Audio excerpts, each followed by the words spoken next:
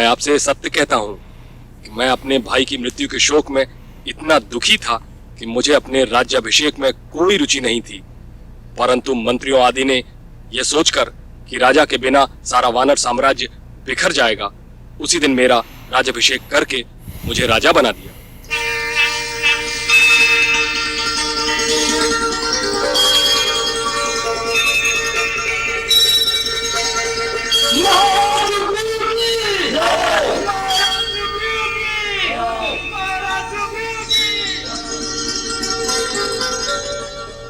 उधर बाली वास्तव में मरा नहीं था। लहू जो गुफा से बाहर निकला था उस मायावी दानव का था जिसे बाली ने मार डाला था, उसका वध कर दिया था। बाली गुफा के द्वार पर जब आया उसने देखा कि कोई गुफा के मुंह पर एक बड़ा पत्थर रख कर गया है। इससे उसे मेरे ऊपर बहुत क्रोध आया। उसने सोचा कि मैंने उसके साथ विश्वासघात किया है। किसी प्रकार वह इस पत्थर को तोड़कर बाहर निकला, सीधा किष्किंधा आ गया। उस समय मैं राजदरबार में था। बाली वहीं सीधा आ गया।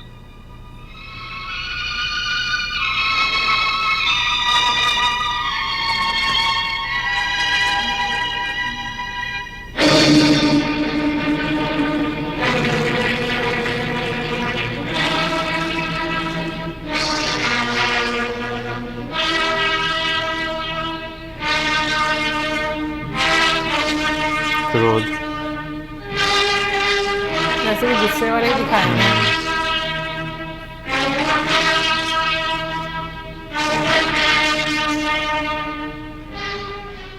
भैया आप? हाँ, मैं वापस आ गया। मैं जानता हूँ मेरे जीते जी वापस आ जाने से तुम्हें बहुत कष्ट हुआ होगा। हाथ में आया हुआ राज्य जाता दिखाई दिया होगा। नहीं भैया, आप मुझे गलत न समझे। मैंने ये राज अपनी इच्छा से नहीं लिया। मंत्रियों तथा पूर्ववासियों ने मिलकर मुझे इस सिंहासन पर बैठाया है, अभी इसलिए कि राजा रहित राज्य देखकर कोई शत्रु इसे जीतने की इच्छा से आक्रमण न कर बैठे। यह राज आपकी धरोहर है, यह राज आपका है भैया। मैं आपका वही सेवक हूं भैया। विश्वासघाती! अब ऐसी चिकनी चुपड़ी बातें करके तुझे लज्जा नहीं आती? इस पापी को देखो। मैं इसको अपना अनुज समझकर अपनी रक्षा के लिए गुफा के मुंह के द्वार पर छोड़ गया था, ये कहकर कि मेरे आने तक यहीं पहरा देना ताकि जब तक मैं उस मायावी दानव से युद्ध करके उसे मार न लूं और कोई इस राक्षस की सहायता के लिए अंदर न आ सके। परंतु इसने भ्रातृद्रोह किया है। मेरी रक्षा करने की जगह इस दुष्ट ने उस कंदरा के मुंह पर एक बड़ी सी शिला रखकर उसे बंद कर दिया। अवसर पाकर राज्य पद भी ग्रहण कर लिया।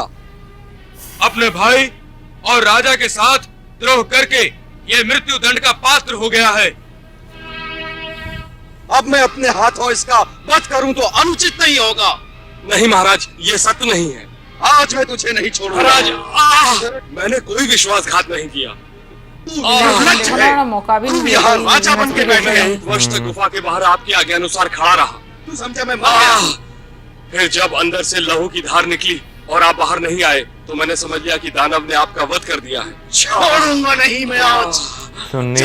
इस डर से कि दानव मुझे भी मार डालेगा और किष्किंधा को उजाड़ देगा, तो मैंने एक बड़े पत्थर से उस गुफा का मुंह बंद कर दिया। मेरी भूल को क्षमा करें महाराज, मुझे क्षमा करें महाराज। तू समझता क्या है कि तू राजा बन गया, किष्किंधा का राज्य हो गया? दुष्ट, पापी, कायर, भाग के कहां जाता है? छोड़ूंगा नहीं तुझे आज मैं।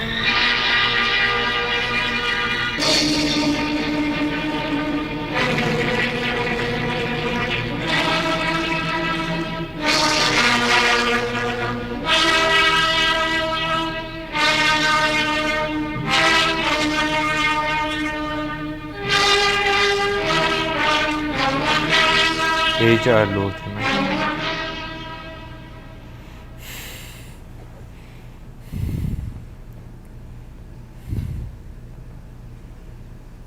मैंने बार बार क्षमा प्रार्थना की, परंतु उस निर्दयी ने किंचित दया न दिखाई।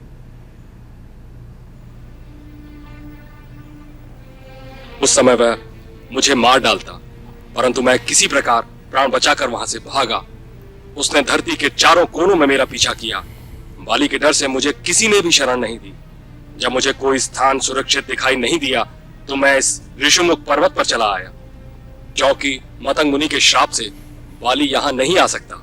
सारी धरती पर यही एक स्थान बाली से सुरक्षित था। परंतु ऋषिमुख पर्वत पर वो क्यों नहीं आ सकता? बाली ने जब दुंदुभी नाम के दानव को मारा था, उसके मृत शरीर को दोनों हाथों पर उठाकर बड़े वेग से 4 कोस दूर फेंक दिया। वेग से फेंके गए उस दानव के मुख से निकली हुई रक्त की बूंदें हवा में उड़कर मतंग मुनि के आश्रम पर गिरी। उन रक्त बिंदुओं को देखकर मुनि को बड़ा क्रोध आया और वे सोचने लगे कि रक्त के छींटे किसने डाले हैं। मुनि ने आश्रम से बाहर निकलकर देखा कि एक पर्वताकार भैंसे के रूप में निर्जीव राक्षस धरती पर पड़ा है। उन्होंने अपनी तपस्या के प्रभाव से जान लिया कि यह वानरराज बाली की करतूत है।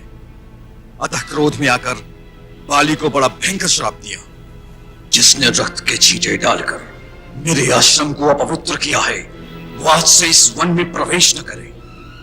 यदि वो ऐसा करेगा तो उसकी मृत्यु हो जाएगी। मेरे आश्रम के चारों ओर 1 योजन की भूमि में जब वो पैर रखेगा तो अपने प्राणों से हाथ धो बैठेगा।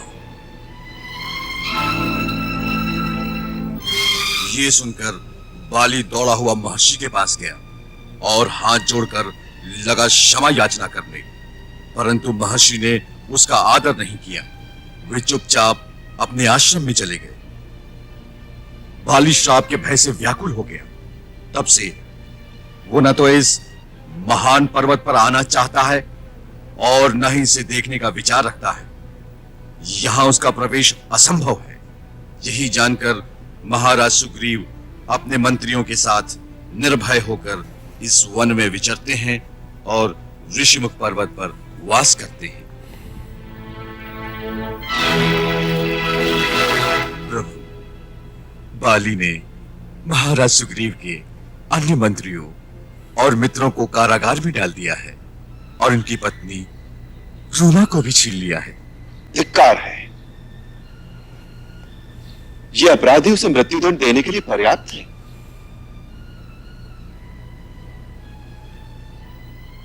इस समय महाराज सुग्रीव का जीवन अपमान और तिरस्कार से भरा हुआ है।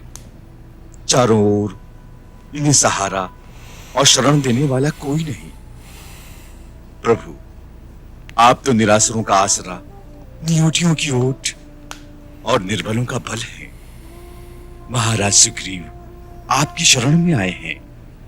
अपने चरणों में इन्हें शरण दीजिए प्रभु, इन्हें शरण दीजिए।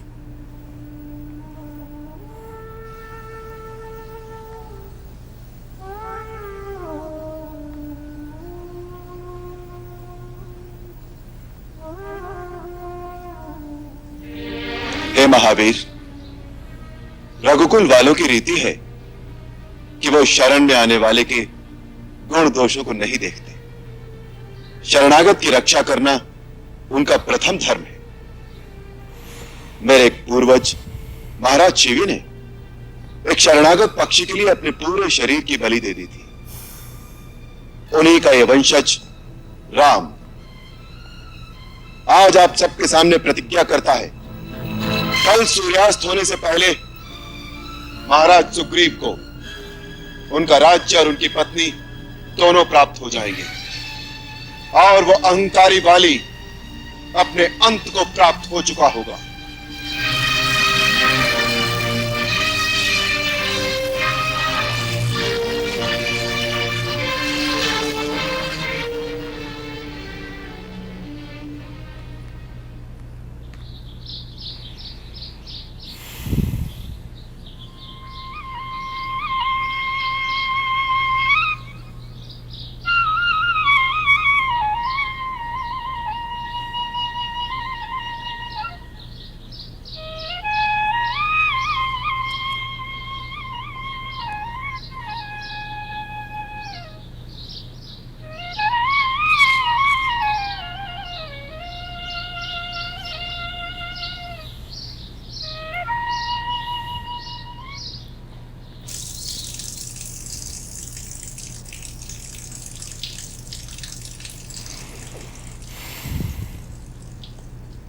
महाराज, आज का दिन आपके लिए शुभ हो।